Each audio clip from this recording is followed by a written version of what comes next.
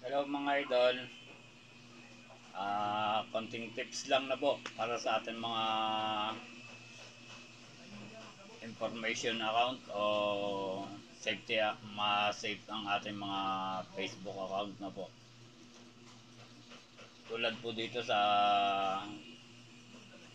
ating mga bio, huwag nyo na pong ilalagay ang inyong mga personal details dyan, ano po, dyan po sa inyong bio.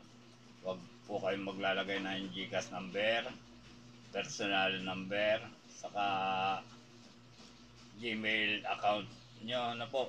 Kasi po, yan ang kadalasan tinitingnan ng mga hacker. Kaya mag-iingat kayo sa paglalagay nyo sa inyong bio para makaiwas po tayo sa pag-hack. Lalo na pag nakita na malaki ng iyong bahay na alam na kumikita,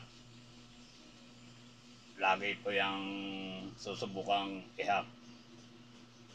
Kaya counting safety lang po, tanggalin nyo po ang inyong sa inyong bio, huwag nyo pong pakita ang inyong mga personal details dyan.